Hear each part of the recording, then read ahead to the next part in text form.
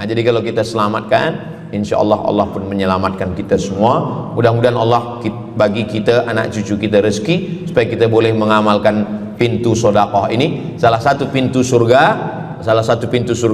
ada namanya babus sedekah. Orang yang masuk surga melalui pintu karena banyak bersedekah. Mudah-mudahan kita dan anak cucu kita termasuk dalam golongan itu, insya Allah.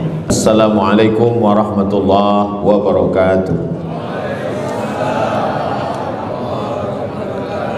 Alhamdulillah, Allahumma salli ala Sayyidina Muhammad wa ala ali Sayyidina Muhammad. Kullu amrin zibalin, semua amal yang baik, walam yubda' bihamdillah, kalau tidak diawali dengan alhamdulillah, pujian kepada Allah, fahuwa aqta', maka amal itu putus. Makna putus sampai di dunia saja, tak boleh dibawa sebagai bekal menghadap Allah. Maka kita ingin amal kita malam ini tidak putus, maka kita awali dengan alhamdulillahi rabbil alamin. Setiap majlis kalau tidak disebut namanya, maka majlis itu antanajifah, majlis yang busuk, majlis bau, majlis bangkai. Maka kita sebut namanya, Allahumma salli ala Sayyidina Muhammad wa ala ali Sayyidina Muhammad. Laisa minna, bukan golongan kami, kata Nabi SAW. Man lam yarham saghirana, sesiapa yang tidak sayang kepada budak anak kecil, walam ya'rif syarafa kabirina, tidak hormat kepada orang tua, maka dia tidak diperakui sebagai umat Nabi Muhammad SAW. Semua anak-anak muda-muda, belia-belia yang saya sayangi, para alim ulama, tuan-tuan guru, datuk-datuk, datin-datin, semua yang berhadir ini insyaallah dimuliakan Allah Subhanahu wa taala. Amin ya rabbal alamin. Tajuk kita malam ini 8 keutamaan orang yang bersedekah menurut Al-Qur'an dan sunnah Nabi Muhammad sallallahu alaihi wasallam. Keutamaan yang pertama, kalau orang mati itu ditanya, apakah kamu mau hidup lagi? Maka orang mati itu menjawab, tapi belum ada orang yang mati hidup lagi. Macam mana kita boleh tahu dia menjawab? Sebab diceritakan Allah dalam Al-Quran. Apa kata mereka? A'udzubillahi minasyaitonirrajim. Laula akhartani ila ajalin qarib, kalaulah kami yang sudah mati ini diberi masa lagi, ajal masa, qarib pendek, sikit, kejap. Kalaulah kami boleh dibagi masa hidup lagi walaupun sikit, walaupun kejap, apa yang ingin mereka lakukan? Fa as-saddaqa, kami ingin bersedekah. Mereka tak ada kata kalaulah kami boleh hidup lagi kami ingin jihad, tak ada. Kalau boleh hidup lagi kami ingin pergi haji, tak ada. Mereka katakan fa as-saddaqa, kami ingin bersedekah. Kenapa sedekah? Kenapa bukan perang? Maka ulama membagi jawaban. Karena kalau haji itu balasannya nanti di surga. Wal hajjul mabrur laisa lahu jazaa'un illal jannah. Haji mabrur balasannya surga nanti selepas hari kiamat. Tapi kalau sedekah balasan pahalanya diperolehi ketika di alam kubur. Itulah kenapa orang-orang yang mati itu ingin kalau hidup lagi fa as-saddaqa, mereka ingin bersedekah. Sedekah, hampir semua kata-kata dalam bahasa Arab itu asalnya 3 huruf. Sedekah. Sedekah artinya benar. Sadaqallahul azim, maha benar Allah. Sedekah artinya benar. Kalau memang benar betul iman kita, mana buktinya? Buktinya adalah dengan bersedekah. Itulah kenapa sedekah itu disebut dengan sedekah, tanda iman itu benar. Karena untuk menggerakkan lidah bercakap sangat mudah. Apa kata pepatah orang Melayu? Lidah tak bertulang, mudah saja menggerakkan. Asyhadu an la ilaha illallah wa asyhadu anna Muhammadar Rasulullah. Kalau memang benar betul cakap, mana buktinya? Buktinya adalah sedekah. Lelaki mengatakan saya cinta kepada kamu, Senang saja nak mengatakan cinta, tapi apa bukti, proof, mana memang betul cinta? Maka dia mesti bagikan sedekah. Kalau yang tadi itu sedekah, kalau ini namanya sodak. Sodak artinya mahar. Mahar pernikahan lelaki dengan perempuan, aku nikahkan engkau dengan anak saya dengan memberikan cincin emas dan gelang rantai tunai. Itulah dia sodak, tanda bukti cinta dia kepada seorang perempuan. Sadaqah, benar. As-sidqu, sidik, benar. As-siddiq, orang yang benar. Maka disebut dia dengan Abu Bakar Siddiq, kerana dia benar memberikan emas sebesar batu waktu dibawa pergi hijrah bersama Nabi Muhammad SAW.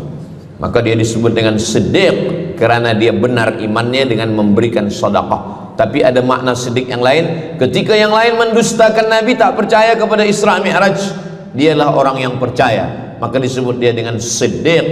Siddiq dari kata sadaq, benar, karena iman dia yang benar. Mana bukti, proof bahwa iman dia benar? Dia bersedekah, membagikan emasnya sebesar batu. Nama dia Abu Bakar Siddiq. Nama ayah dia Abu Quhafah. Ayah dia tak Islam. Apa kata ayah dia?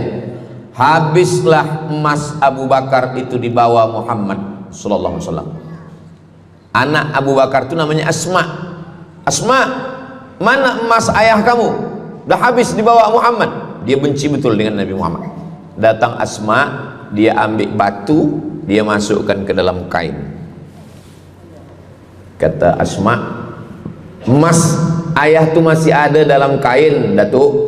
Lalu Abu Quhafah memegang. Abu Quhafah ni buta, dia tak nampak. Oh ya, masih ada lagi. Rupanya emas itu sudah dibawa hijrah bersama Rasulullah sallallahu alaihi wasallam. Makanya kata Nabi, "Lau anfaqa ahadukum mithla Uhudin zahaban." Seandainya ada di antara kamu yang boleh berwakaf emas walaupun sebesar bukit Uhud. Bukit Uhud itu panjangnya 7 km.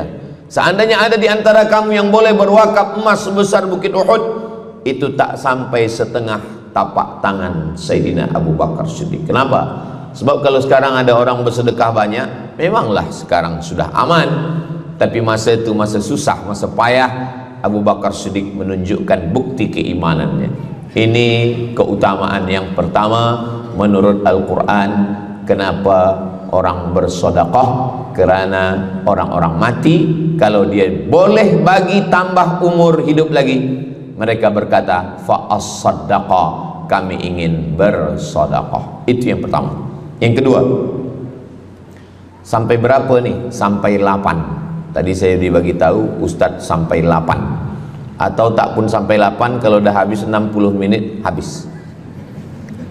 Yang kedua, idzas sama'um fatarat, langit terbelah. Wa idzal kawakibun tasarat, planet bertembung, berjatuhan. Wa idzal biharu fujirat, lautan diletupkan, tsunami namanya. Wa idzal quburu bu'athirat, semua yang dikubur dibangkitkan. Selepas itu kita pun bangkit dari kubur. Innama amruhu idza arada syai'an ayyaqula lahu kun fayakun. Bila kita bangkit, tak ada atap, tak ada dinding, tak ada pokok kayu, semua gunung-gunung macam bulu kambing dihembus angin. Wa takunul jibalu kal ihnil manfush, macam bulu kambing dihembus angin. Di mana kita bernaung, di mana kita berlindung? Kata Nabi sallallahu alaihi wasallam. Ini yang kedua. Kullu mri'in tahta zilli sadaqatihi, orang akan bernaung di bawah sedekah. Bukan bernaung di bawah haji, bukan bernaung di bawah sembahyang, bukan bernaung di bawah puasa, tapi tempat bernaung atap adalah sedekah. Tapi jangan sebab kita kaji sedekah malam ni, esok subuh tak sembahyang. Awak tak sembahyang, kita bernaung di bawah sedekah. Betul, memang bernaung di bawah sedekah, tapi tiangnya sembahyang. As-salatu imaduddin, sembahyang, salat itu adalah tiang daripada agama.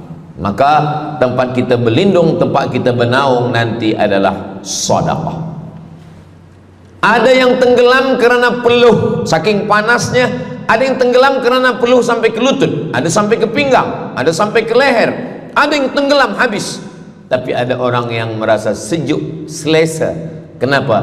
Kullu mri'in tahta zilli shadaqatihi. Orang akan bernaung di bawah sedekah. Orang-orang yang membina masjid, macam mana mahalnya masjid, jutaan ringgit. Maka ketika dia mati menghadap Allah Subhanahu wa taala, semua kepanasan, semua terik, matahari sejengkal dari ubun-ubun kepala. Tapi ada orang yang tahta zilli shadaqatihi, dia akan bernaung di bawah sedekah. Mudah-mudahan panjang umur, Allah bagi kita rezeki supaya kita boleh bernaung di bawah sedekah kita nanti insyaallah. Kita masa siang 12 jam, malam 12 jam.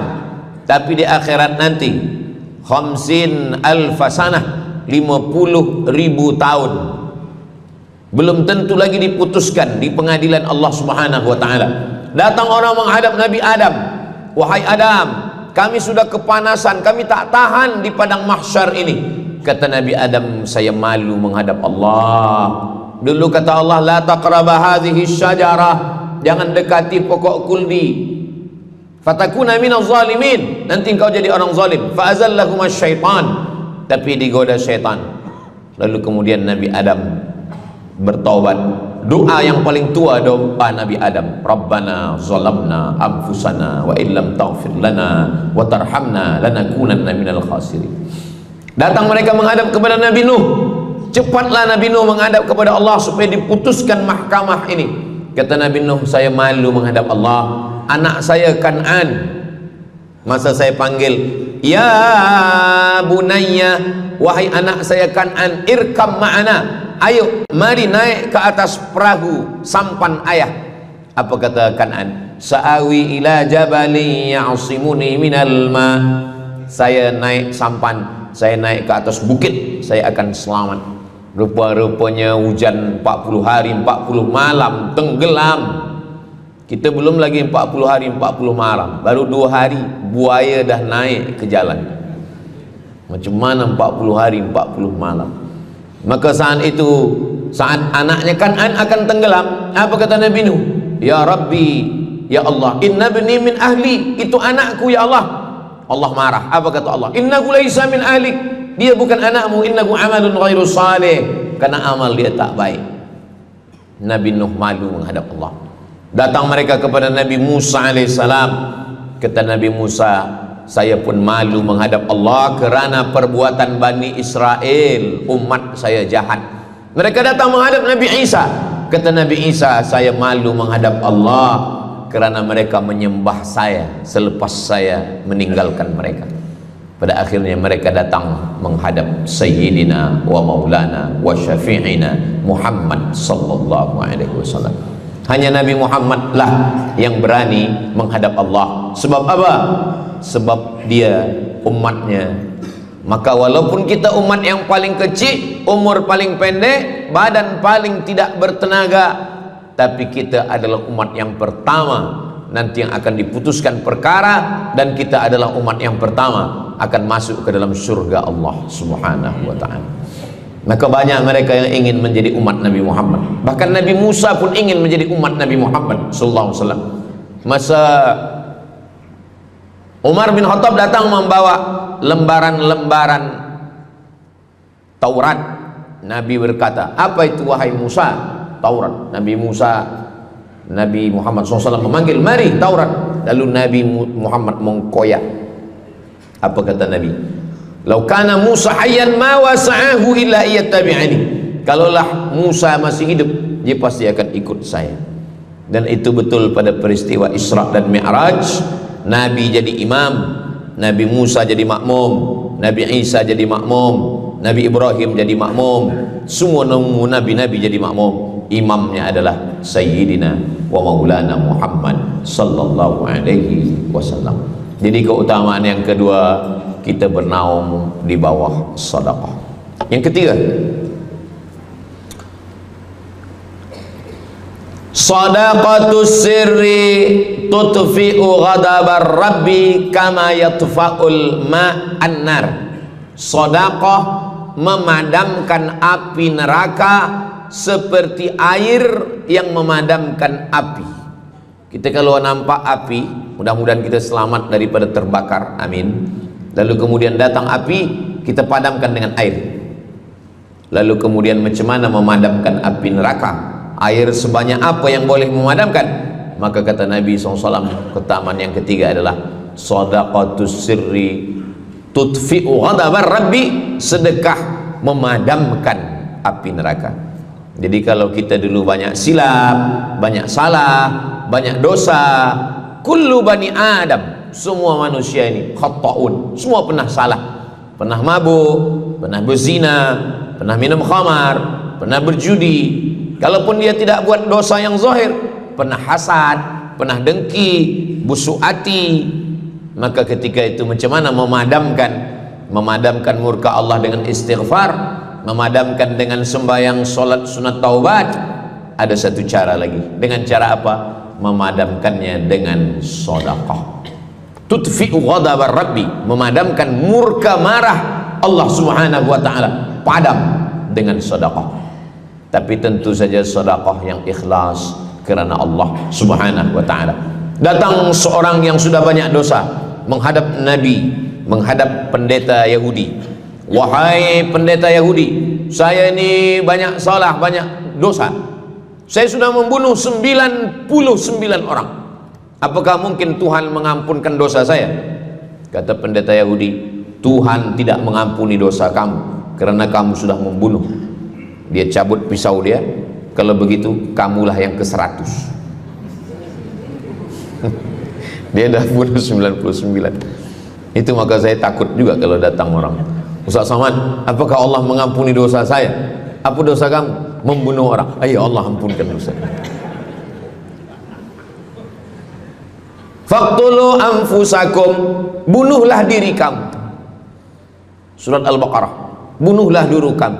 Fataba alaikum, Allah menerima taubat kamu dengan membunuh diri. Sebab Bani Israel minta ampun kepada Allah bukan dengan istighfar, minta ampun kepada Allah bukan dengan sembahyang taubat. Bani Israel kalau dia minta ampun kepada Allah dulu zaman Nabi Musa, dia ambil pedang, dia ambil parang panjang, dia cari orang yang sama-sama berdosa. Saya ada dosa, saya cari tuan-tuan yang ada dosa. Tuan ada dosa? Ada. Kita nak bertaubat? Ya, ayo kita. Nanti kita sama-sama cincang. Nanti tuan cincang saya cincang tuan. Kita sama-sama mati, baru Allah ampunkan dosa. Faqtulu anfusakum, bunuhlah diri kamu. Fataba alaikum, Allah menerima taubat kamu. Tapi syariat Nabi Muhammad sallallahu alaihi wasallam, ma min muslimin yuznibu dzamban, kalau ada yang silap khilaf salah, summa yatatahhar, mandi taubat. Apalagi kita di Bandar Sri Begawan, bila tadi pesawat terbang nak landing turun, nampak cantik laut keliling. Jadi siapa nak mandi taubat, pergi ke laut. Kalau sampai ke tengah laut, bukan cuma dosa hilang, orangnya hilang sekali. Aku mandi taubat, saya mandi taubat. Selepas mandi taubat, tak boleh mandi taubat, wudu. Tak boleh wudu, tayamum. Selepas itu sembahyang sunat taubat, usolli sunnatat taubat raka'ataini lillahi ta'ala. Dosanya perlu sebut, jangan sebut. Ada seorang lelaki, maaf, nafsu dia tinggi. Lalu di jalan dia nampak perempuan. Selepas itu maaf, dia cium. Selepas itu dia datang ke Nabi, dia mengadu, ya Rasulullah, tadi saya melakukan begini-begini. Tegak Umar bin Khattab, Allah sudah tutupi, kenapa kamu bukakan di hadapan orang ramai? Allah mengampuni manusia kecuali al-mujahirun. Al-mujahirun menampakkan dosanya dan bangga dengan dosanya. Ini orang akhir zaman ini sekarang banyak mujahirun. Dia mabuk, dia live streaming. Hai guys, dah mabuk ke malam ni? Ini al-mujahirun. Maka ulil amri mesti ambil hukum. Tapi orang yang pernah berdosa, pernah silap, pernah salah, jangan cerita lagi, tutup. Suami-suami kalau bertobat kepada Allah, mengadu kepada Allah, cukup. Jangan cerita ke istri. Allah menerima, istri tak terima. Jadi taubat cukup kepada Allah Subhanahu wa taala, mengadu, dah bangkit tahajud malam minta kepada Allah, jangan suara kuat-kuat, cukup. Sebab tidak semua kejujuran boleh diterima orang lain, tak semua perempuan boleh menerima kejujuran, sakit hati dia. Allah Subhanahu wa taala Maha Pengampun. Selepas itu kemudian wa atsbi'is sayyi'atal hasanata, dosa-dosa silap khilaf masa lalu bagaimana menutupinya? Hasanata, perbuatan baik, sembahyang baik, sholat baik, tapi ada yang paling baik, apa dia?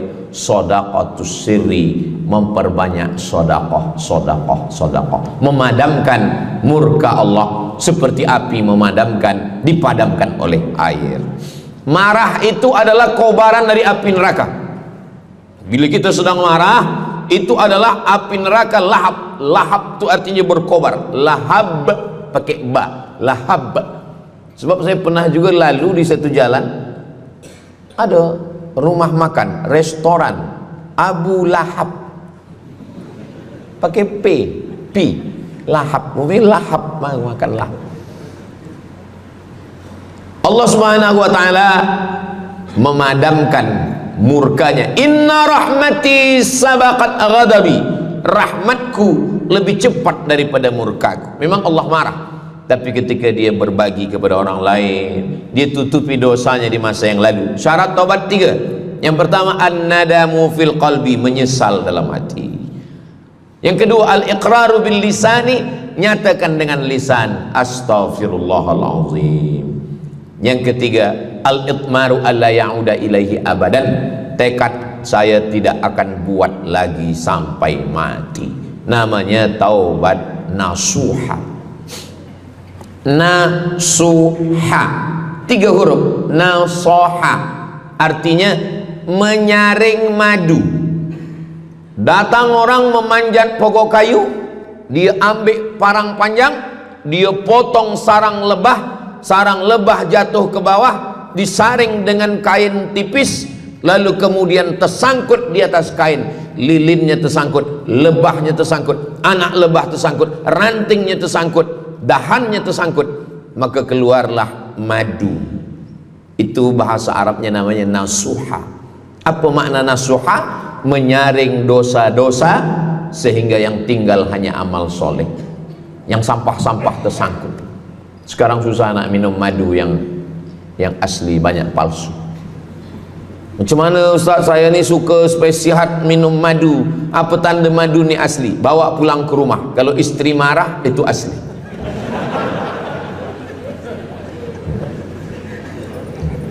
Yang keempat, ini jangan diingat, lupakan.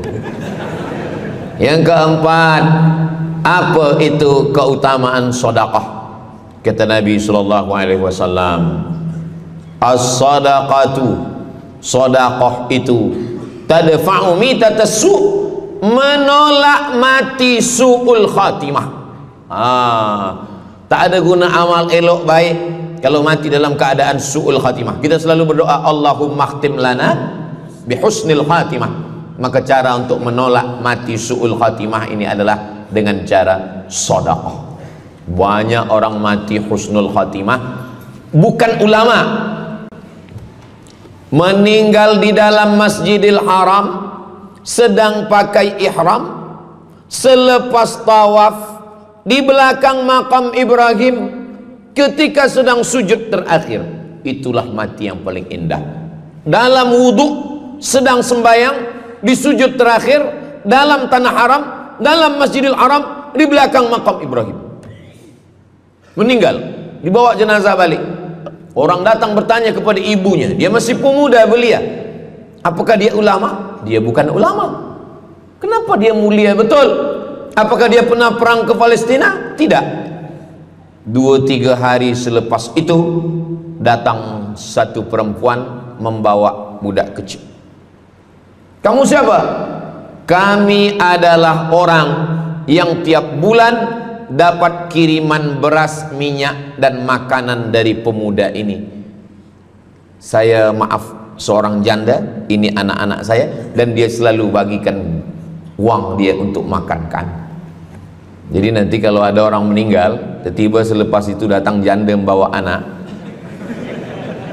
itu tanda husnul khatimah. Sebab dia belum menikah, dia masih lajang.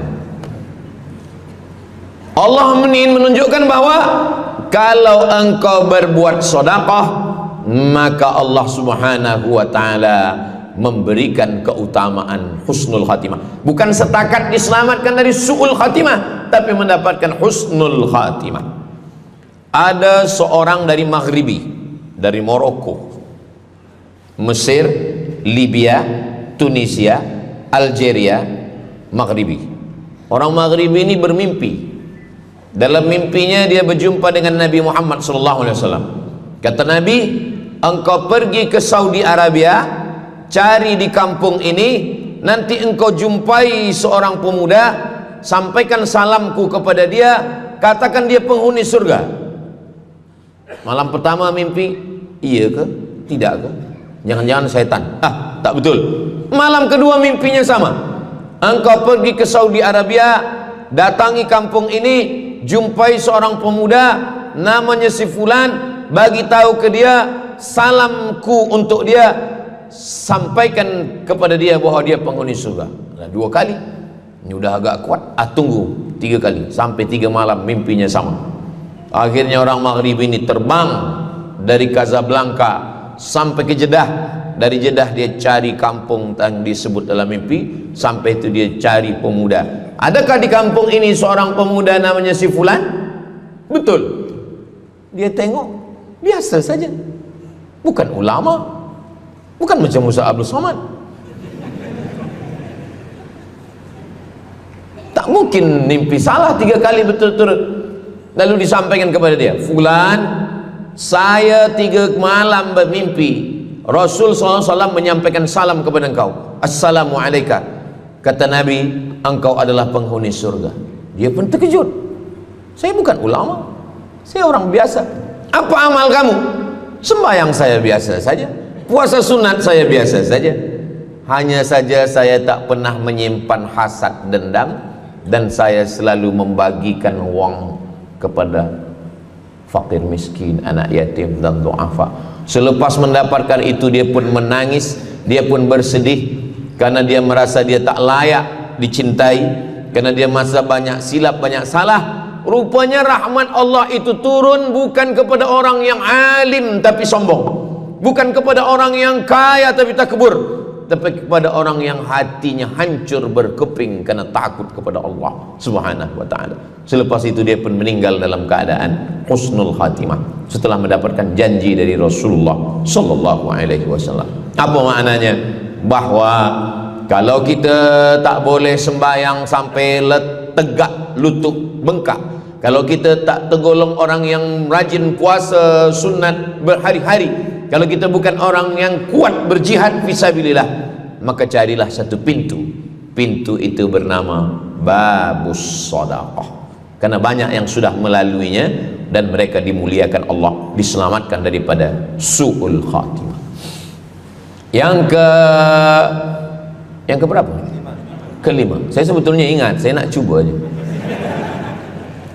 Kalau jamaah masih ingat, itu maknanya mereka masih konsen lagi, masih sedar. Kalau dah terserah Ustaz lah nama berapa, kami pun dah nak balik ke dalam. Yang kelima, dawu mardakum bis sadaqah. Yang kelima, dawu mardakum bis sadaqah. Obati orang yang sakit di antara kamu dengan sedekah. Datang seorang lelaki yang lututnya bernanah menemui Imam Abdurrahman ibnu Mahdi. Wahai Imam Abdurrahman bin Mahdi, lutut saya ini bernanah tak sihat-sihat. Kata Imam Abdurrahman bin Mahdi, saya ingat satu hadis Rasulullah, dawu mardakum bis sadaqah. Cuba engkau cari kampung yang di kampung itu tak ada air, kamu buat perigi. Perigi, di kampung saya namanya perigi. Lalu dia pun pergi ke kampung yang tak ada air, dia galikan perigi. Selepas itu sehari, 2 hari, 3 hari, sepekan, sebulan, lutut dia sihat kering. Dia datang lagi kepada Imam Abdurrahman ibnu Mahdi. Alhamdulillah Imam Abdurrahman ibnu Mahdi, lutut saya sudah sihat. Apa hubungan lutut dengan sedekah? Rupanya setiap orang yang mengambil air untuk minum, untuk berwudu, untuk mandi, untuk memasak, selepas itu mereka berdoa, ya Allah, berikanlah kebaikan kepada orang yang sudah membagikan air ini. Ad-du'a silahul mu'min, doa senjatanya orang beriman. Kisah ini ada dalam kitab Sa'ah wa Sa'ah, Ajaib wa Taraif. Semua ada saatnya. Beberapa kisah-kisah yang ajaib diceritakan oleh Syekh Abu Amr Al-Misri dalam judul buku Sa'ah wa Sa'ah Waraib wa Taraib. Sudah diterjemahkan ke dalam bahasa Melayu, judulnya Semua Ada Saatnya. Nama penerjemahnya Abdul Somad. Boleh dicari di google.com. Semua ada saat. Lalu kemudian saya sampaikan hadis ini di masjid. Dawu mardakum bis sadaqah. Obatilah orang yang sakit di antara kamu dengan sedekah. Selepas itu saya turun dari masjid, saya pergi ke kereta, di parking, datang seorang jamaah. Memang yang Ustaz sampaikan tadi betul. Kata saya, memang betul. Takkan saya sampaikan tak betul? Apa maksud awak? Betul. Istri saya kena sakit kista sebesar duit di dalam, maaf, rahim dia. Kata doktor, ini mesti diambil, kalau tidak dia makin besar makin besar. Tapi kalau diambil, dicabut, operate, nanti akan, maaf cakap, tercabut rahim sekali. Dan kalau rahim tercabut, maka nanti tidak boleh mengandung. Mendengar itu istrinya menangis, suaminya tersenyum. Yang senyum budak kecil pula. Lalu kemudian rupanya istri dia tahu tentang hadis Nabi, dawu mardakum bis sadaqah, obatilah orang yang sakit dengan bersedekah. Maka dia pun bersedekah, bersedekah, bersedekah, bersedekah. Selepas itu mereka pergi lagi medical check up ke hospital. Sampai di hospital dicek USG, rupanya kista itu makin kecil, kecil, kecil, kecil dan hilang. Doktor tu pula bertanya balik, awak makan apa? Saya makan nasi, kata dia. Minum apa? Minum teh tarik. Saya amalkan hadis Nabi Muhammad SAW, dawu mardakum bis sadaqah. Kata doktor, awak tak perlu operate dan ini tidak perlu dibelah, dan rahim awak masih boleh mengandung. Istrinya tersenyum, lakinya pula menangis. Begitulah Allah Subhanahu wa taala. Syekh Abu Amr Al-Misri bercerita tentang seorang perempuan di Saudi Arabia. Dia pergi ke Amerika. Kata doktor di Amerika, kamu sudah balik ke rumah, makan kenyang, tidur lelap. Nanti kalau puan-tuan pergi hospital, lalu dokter bercakap, balik ke rumah, makan kenyang, tidur lelap, itu maknanya malaikat maut udah dekat, tak ada obat. Maka dia pun balik ke Saudi Arabia, dia ambil harta dia, dia sedekah, dia sedekah, dia sedekah, dia sisa dia bagikan baki sikit untuk ahli waris. Selepas itu last kali dia pergi lagi ke Amerika, last medical check up. Apa kata doktor di Amerika? Kami sudah cek, kamu sihat wal afiat. Banyak sekali orang-orang yang diberikan Allah Subhanahu wa taala keutamaan dengan sedekah, mukjizat bahwa Nabi SAW sudah meninggal dunia, tapi mukjizatnya masih ada sampai akhir zaman ini. Di antaranya adalah dawu mardakum bis sadaqah, obatilah orang yang sakit di antara kamu dengan bersedekah. Yang ketujuh, yatsba'ul mayyita salasun, yang mengiringi mayat orang mati ke liang lahat ada tiga. Yang pertama mal, bahasa Arabnya mal, orang kita menyebut mall, harta. Yang mengiringi manusia ke liang lahat, yang pertama maluhu, harta. Yang kedua ahluhu, istri, anak, menantu, kawan, jiran, sahabat. Yarji'usnani, yang dua ni balik ke rumah, anak balik, istri balik, kereta balik, semua balik. wa yabqa wahidun, yang kekal hanya satu. Apa dia? Yang kekal hanya satu, itulah dia sedaqatuhu. Sedekah lah yang kekal. Itulah kenapa orang-orang meninggal dunia. Kita di atas dunia ini, kata Nabi, baina sittin wa sab'in. Kita hidup di atas dunia ini antara sittin 60, sab'in 70. 60 70, 60 70. Kalau umur 30, ada berjumpa jamaah umur 30 yang dia soal, dah berbini kah? Dah bini? Belum. Oh. Awak dah nikah? Belum. Apa belum nikah lagi? Kejap lagi Ramadan. Takkan jaga subuh? Macam mana nak sembahyang? Macam mana nak sahur? 30. Bila 40, soalan sudah berubah. Saya ni diabetes, saya ni kolesterol, saya ni. Bila masuk 50, dah mula tanya, saya ni rabun, tak nampak lagi. Bini pun kadang tak nampak. Bini orang nampak. Bila 60, mendengar tazkirah Ustaz Somad, mendengar tazkirah Ustaz Somad, kunci satu, jangan tersinggung. Ada beberapa jamaah tersinggung, balik meninggal.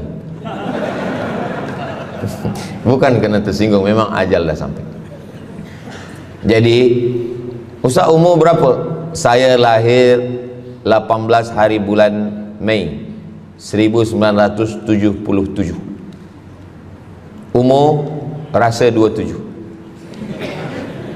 Umur ini bukan masalah angka, tapi masalah rasa. Semua yang hadir uban, semua yang hadir banyak uban, semua yang hadir malam ini muda. Mana muda lagi Ustaz? Kami dah tua. Ini bukan orang tua, ini orang tua yang terjebak di tubuh pemuda.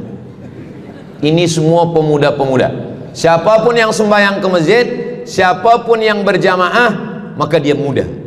Siapapun yang tidur di rumah tak sembahyang, dia sudah tua. Lautan kan kuseberangi, gunung kan kudaki, masjid kulalui.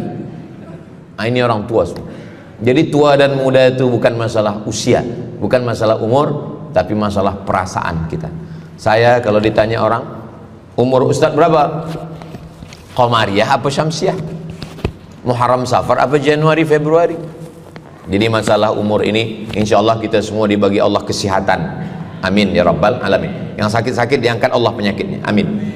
Jadi kata Nabi SAW, semuanya tinggal. Wa yabqa wahidun, yang tinggal hanya satu. Wa amaluhu, di antara amal adalah sedekah. Itu yang ketujuh. Nabi meninggal umur 63 tahun. Abu Bakar Siddiq 63 tahun. Imam Syafi'i lahir 150, meninggal 204. Imam Syafi'i lahir di Gaza, Palestina. Semoga Allah menolong saudara kita di Palestina. Imam Syafi'i lahir di Palestina, di Gaza 150 Hijrah. Meninggal di Fustat, Kahirah, Mesir 204. Imam Syafi'i umurnya hanya 54 tahun. 50, muda.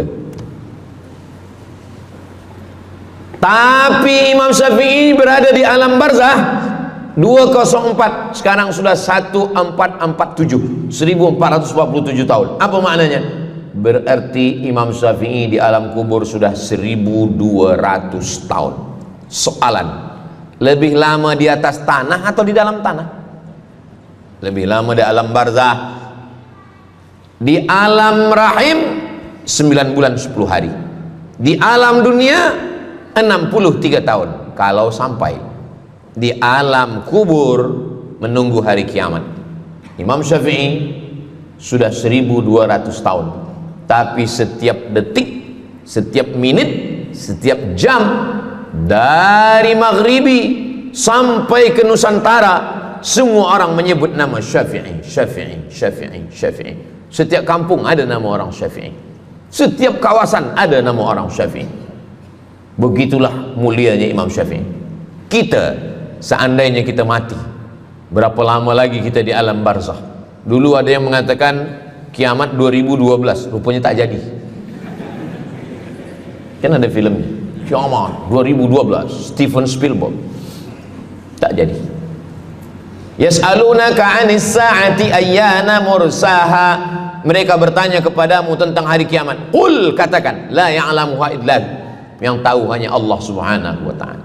Pikirkan, kalau kita mati, apa yang akan mengalir? Rumah kita dijual, anak kita dibagi-bagi kepada ahli waris. Kereta kita dijual semuanya. Tapi orang yang membina masjid di Brunei Darussalam, masjid dah cantik-cantik, besar-besar, elok-elok. Tadi kami cerita tentang Muslim yang ada di Kamboja, yang ada di Vietnam, yang ada di Myanmar, kesusahan, kepayahan, yang ada di Palestin. Itu kalau kita tolong, mengalir sampai hari kiamat. Kita fikirkan apa yang akan mengalir selepas kita mati menghadap Allah Subhanahu wa ta'ala. Di antara yang pasti mengalir, anak belum tentu. Waktu kita hidup dia soleh, selepas kita mati dia stres. Na'udzubillah. Mudah-mudahan anak-anak kita semua anak-anak yang soleh-soleh. Tapi yang pasti adalah sedekah. Maka kita siapkan sedekah menolong agama Allah Subhanahu wa ta'ala. Yang ke-8, kata Nabi sallallahu alaihi wasallam, idza matal insan, hadisnya ada dalam Sahih Muslim. Idza matal insan, ada orang yang membaca hadis ini idza mata ibnu Adam. Idza mata ibnu Adam itu terjemah, bukan bunyi teks. Bunyi teksnya idza matal insan, kalau manusia mati, inqata'a, putus. Tapi banyak yang salah faham tentang hadis nih. Kamu malam ni tak ada buat kenduri orang mati, tak ada baca doa, tak ada baca yasin, tak ada baca tahlil. Idza matal ibnu Adam, kalau manusia sudah mati, putus. Jangan kirim-kirim doa lagi. Banyaklah soalan ke saya, Ustaz Abdul Somad, ya, macam mana kalau orang sudah mati tak ada anak, lalu siapa yang mendoakan dia? Kata saya, yang mendoakan dia saya. Allahumma ighfir lahu warhamhu wa'afihi wa'fu anhu. Siapa yang akan bacakan Al-Fatihah untuk dia? Saya akan bacakan Al-Fatihah. Saya tengok muka dia macam ragu, dia tak percaya Fatihah ni sampai. Siapa yang tak percaya Fatihah sampai, saya tak marah, sebab ni masalah yang gaib. Siapa yang tak percaya Yasin tu sampai, siapa yang tak percaya Fatihah tu sampai, saya tak marah. Bagi saja nama semua lengkap dengan bin. Nanti bila mati saya kirim. Bila tak sampai, cepat-cepat bagi tahu. Idza matal insan, kalau manusia mati, inqata'a amaluhu, yang putus tu amal dia, amal yang mati itu. Misal ini ada orang mati, namanya Abdul Somad. Nanti kalau saya sebut nama lain tersinggung pula. Ada orang mati namanya Abdul Somad. Idza matal insan, kalau Abdul Somad ni mati, inqata'a amaluhu, maka yang putus tu amal dia, amal Abdul Somad ni yang putus. Amal orang Brunei untuk Abdul Somad putus atau tak putus? Tidak putus. Datang berita, mereka tengok di Instagram Abdul Somad, Ustadz Abdul Somad Official. Bagi yang belum follow, cepat follow. Dapat berita Ustadz Somad sudah meninggal.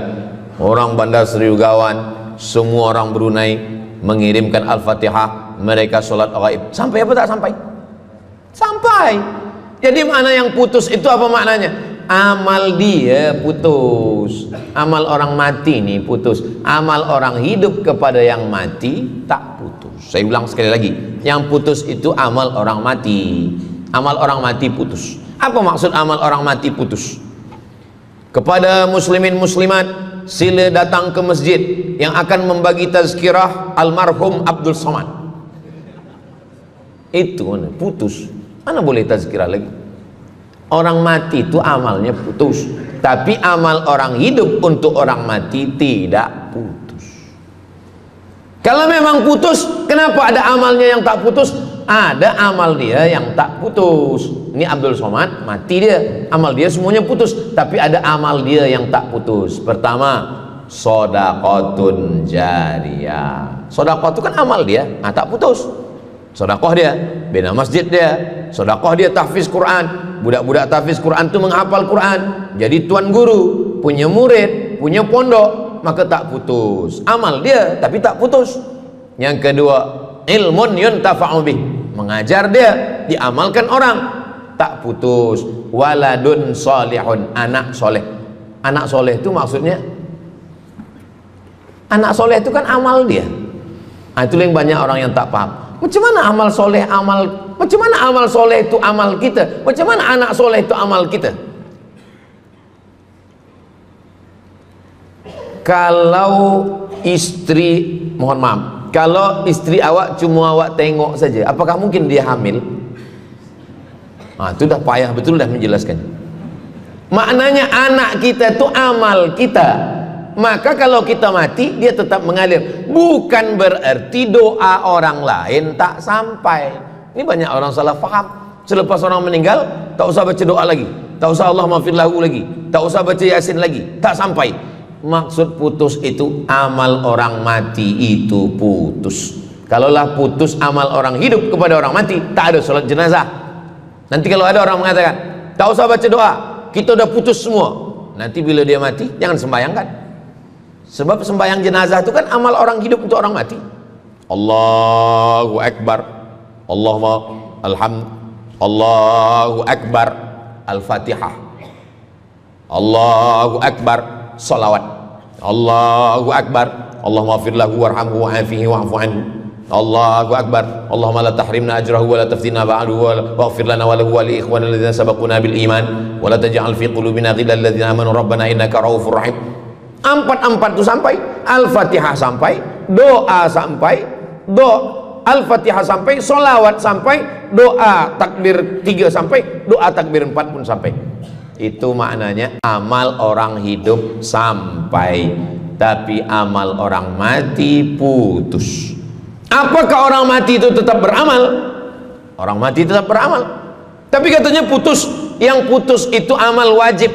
Sholat wajib, tak wajib lagi. Puasa wajib, tak wajib lagi.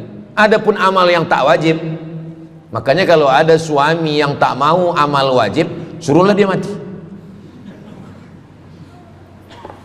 Mana dalil ustadz bahwa orang mati tetap beramal? Waktu Nabi Muhammad SAW Isra Mi'raj, Nabi Isra Mi'raj, Nabi tengok Nabi Musa sholat di dalam kuburnya, padahal Nabi Musa sudah meninggal. Itu menunjukkan orang meninggal pun beribadah, tapi ibadah dia tidak wajib lagi. Waktu sampai di Masjidil Aqsa, Nabi Ibrahim sholat, Nabi Musa sholat, Nabi-Nabi sholat, padahal mereka sudah meninggal dunia. Itu menunjukkan bahwa orang mati beribadah, tapi ibadahnya tidak wajib. Yang kita wajib ini hanya dari akil baligh sampai kita mati. Siapa yang wajib sembahyang? Akil baligh. Siapa yang wajib puasa? Akil baligh. Siapa yang wajib haji? Akil baligh mampu. Ada orang akil, ada orang baligh tapi tak akil. Umur 15 tahun, 20 tahun, 30 tahun, baligh, umurnya sampai tapi tak akil, tak ada akal. Rufi'al qalam, kertas, pena. Pena dia terangkat, tak mencatat. Ada 3 orang yang penanya tak mencatat. Yang pertama, anis sobi hatta yahtalim, budak kecil sampai dia mimpi akil balik. Yang kedua, anin naim hatta yastayqiz, orang tidur sampai dia terjaga. Yang pertama, budak kecil sampai akil balik. Maka kalau nak nakal waktu kecil itulah. Menyesal saya Ustaz, waktu kecil dulu baik-baik.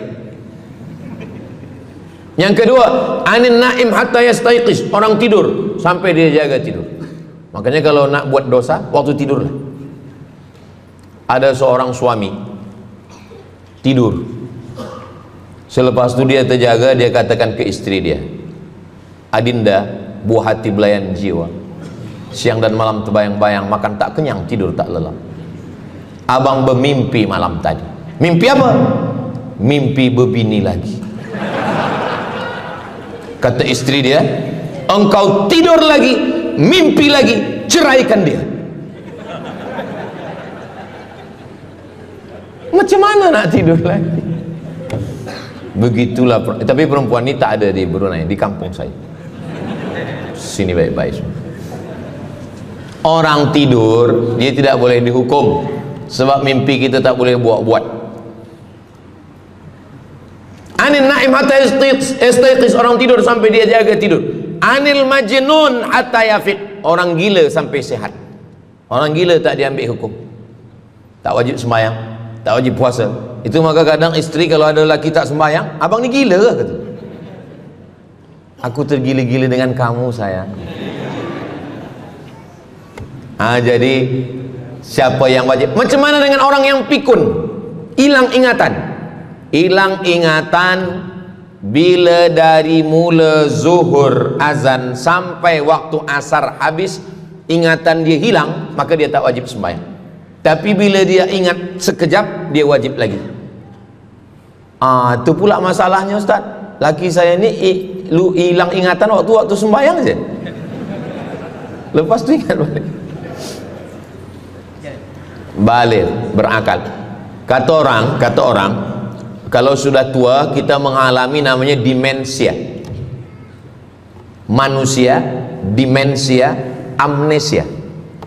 Amnesia tak ingat apa-apa, semua lupa. Itu maka kita bila nak pergi ke mana-mana guna helmet, sebab bila kepala ni terantuk lupa. Ada kawan saya, dia hafaz Quran 30 juz, ceramah tazkirah ke mana-mana, bawa kereta jatuh. Kata dia banyak ayat-ayat yang hilang, maka aku kalau sembahyang ayat pendek-pendek. Kata saya, bang, di kampung saya dulu kalau ada radio yang dah tua, yang rosak, itu biasa kita pukul mau elok balik. Cuba antukkan sekali lagi, kata saya. Kata dia, aku takut kalau aku antukkan Fatihah ni pula hilang. Maka Islam ini datang menjaga 5. Pertama, menjaga akal. Tak boleh minum khamar, tak boleh guna khamar, narkotik. Menjaga diri, tak boleh bunuh diri. Menjaga kehormatan, tak boleh menghina orang. Menjaga agama, tak boleh membawa aliran sesat, ateis, tak percaya, kekafiran. Menjaga harta, tak boleh ada mencuri, tak boleh ada dusta, tak boleh ada akad bohong, tak boleh ada tipu, tak boleh ada gharar, tak boleh ada zulm, tak boleh ada ghish. Man ghasyana falaysa minna, siapa yang menipu kami maka dia bukan golongan kami. Jadi berdasarkan 8 keutamaan ini, kalau ingat 8-8-nya alhamdulillah. Tak ingat 8, ingat 7, ingat 6, ingat 5, ingat 4, ingat 3, ingat 2, ingat 1. Satu pun tak ingat, innalillah. Tapi insyaAllah kita boleh ingat semua. Sebab apa? Sebab tazkirah malam ini direkodkan, nanti boleh ditonton ulang di channel Ustaz Abdul Somad Official. Jangan lupa subscribe, like, share, and comment. Jamaah yang dimuliakan Allah Subhanahu Wa Taala, tadi saya mula pukul 8.15, sekarang sudah pukul 8.10. Jadi saya di mana-mana tazkirah memanglah 60 menit, 600 ml, tapi rupanya botolnya kecil. Jadi sebenarnya setengah jam pun cukup. Jadi dari 8 tadi itu semua membagi kita semangat. Kalau ada orang yang mengatakan Islam ini agama yang menyuruh kita tak usahlah berniaga, tak usahlah bertanam kelapa sawit, tak usahlah bertanam kelapa, tak usahlah buka ikan, tak usahlah bertani. Sesungguhnya Islam ini agama yang menyuruh kita berusaha. Masuk masjid, Allah maftah li abwaba rahmatik. Keluar masjid, Allahumma inni as'aluka min fadlik. Kenapa keluar masjid minta rezeki? Sebab peniaga, pedagang, bisnismen dapat duit, duitnya bukan untuk dunia, duitnya untuk akhirat. Jadi kalau ada orang mengatakan kereta tak dibawa mati, siapa kata kereta tak dibawa mati? Kereta boleh dibawa mati. Kereta yang macam mana? Kereta wakaf. Ada kereta 10, wakafkan untuk tahfiz Quran. Masa emak saya meninggal, berpesan dia, nanti kalau aku mati, tolong kuburkan aku di samping makam ayahku. Dari tempat saya, rumah saya ke kampung mak saya jauh 10 jam naik kereta. Hospital tak nak bagi kereta ambulan. Maka selepas itu saya azam dalam diri saya, nanti kalau ada duit, kita buatkan kereta wakaf ambulan. Siapapun saja yang sakit meninggal, free. Alhamdulillah kami ada yayasan tabung wakaf umat namanya, 2 kereta ambulan sekarang. Siapapun yang sakit, free. Naik kereta ni free, syaratnya 2, sakit mati. Alhamdulillah, sesiapa saja datang boleh. Jadi saya rasa sakit hati dalam hati saya itu, saya mesti azamkan, tekadkan ini. Begitu juga dengan tahfiz, guru-guru, cikgu-cikgu, pelajar-pelajar, buatkan kereta. Begitu juga dengan rumah. Apa kata orang? Untuk apa bina rumah elok-elok, rumah besar? Rumah tak dibawa mati. Rumah boleh dibawa mati. Rumah yang mana? Rumah tahfiz Quran. Assalamualaikum. Waalaikumsalam. Ustaz Abdul Somad, betul, saya ada rumah Ustaz, 9 bilik, 2 aras, parking lapang. Rumah siapa? Tak tahu. Ini rumah siapa Tuan? Tuan Haji. Rumah saya. Tuan Haji di mana sekarang? Saya di Surabaya, Ustaz Abdul Somad. Rupanya dia dulu kerja kilang minyak di Riau, Sumatera. Lepas pencen dia balik ke Jawa. Jadi rumah ni saya nak wakafkan. Wakafkan sekarang kami buat rumah tahfiz Quran. Lagi petang, siang, malam orang hafaz Quran. Ini rumah boleh. Jadi kalau ada orang mengatakan, tak usahlah cari harta banyak-banyak, harta tak dibawa mati. Harta dibawa mati dengan syarat diwakafkan, diinfakkan, disedekahkan. Yang paling tinggi zakat wajib. Di bawah zakat wakaf. Wakaf mesti ada 4. Orang yang berwakaf, orang yang menerima wakaf, harta yang diwakafkan, ada ijab dan qabul. Di bawah wakaf infak. Di bawah infak baru sedekah. Kenapa infak lebih tinggi daripada sedekah? Sebab infak adalah harta, sedangkan sedekah tak harta pun sedekah. Senyum itu sedekah. Makanya yang kalau ada box di depan masjid, box di tepi jalan, itu yang tepat ditulis box infak, jangan box sedekah. Sebab kalau box sedekah nanti orang senyum aja. Tabassumika fi wajhi akhika sedekah, senyummu ke wajah saudaramu adalah sedekah. Tolong untuk dibaca Ustaz.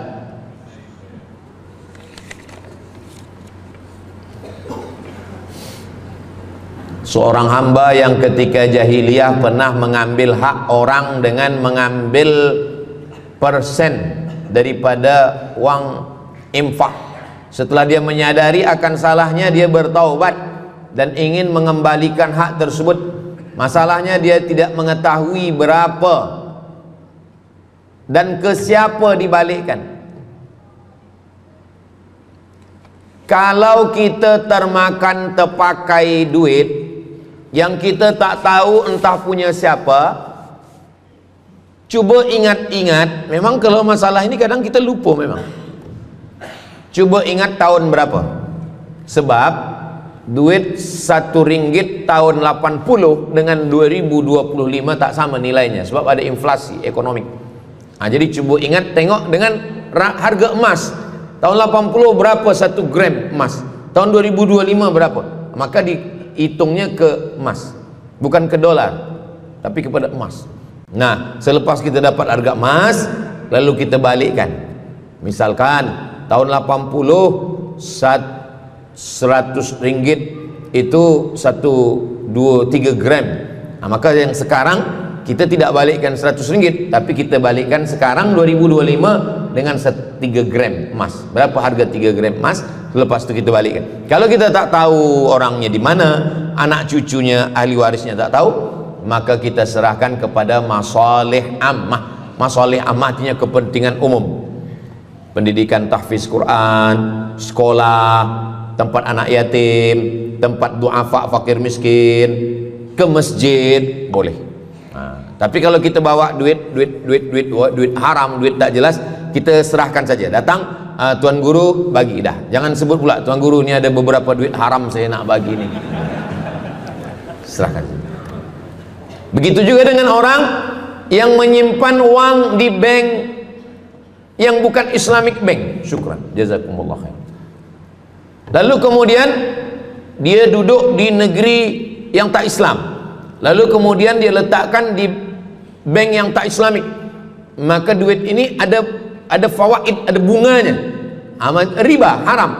Kalau dia simpan di rumah, dia takut hilang. Duit ini tak boleh dia makan, tak boleh dia belikan ke pakaian, tak boleh dia bagikan ke orang lain, maka dia serahkan kepada masalih ammah. Begitu kata Syekh Yusuf Al-Qardawi dalam kitab judulnya Fatawa Mu'asirah, fatwa-fatwa kontemporer, fatwa modern. Jadi masalih ammah, kepentingan umum, bukan untuk diri sendiri. Orang terhalang doanya sebab 3. Mat'amuhu haram, makanannya haram. Masyrabuhu haram, minumannya haram. Malbasuhu haram, pakaiannya haram. Wadhiya bil haram, dibagi makan haram. Jadi kalau kita selamatkan, insyaallah Allah pun menyelamatkan kita semua. Mudah-mudahan Allah bagi kita, anak cucu kita rezeki, supaya kita boleh mengamalkan pintu sedekah ini. Salah satu pintu surga ada namanya babus sedekah. Orang yang masuk surga melalui pintu karena banyak bersedekah. Mudah-mudahan kita dan anak cucu kita termasuk dalam golongan itu insyaallah.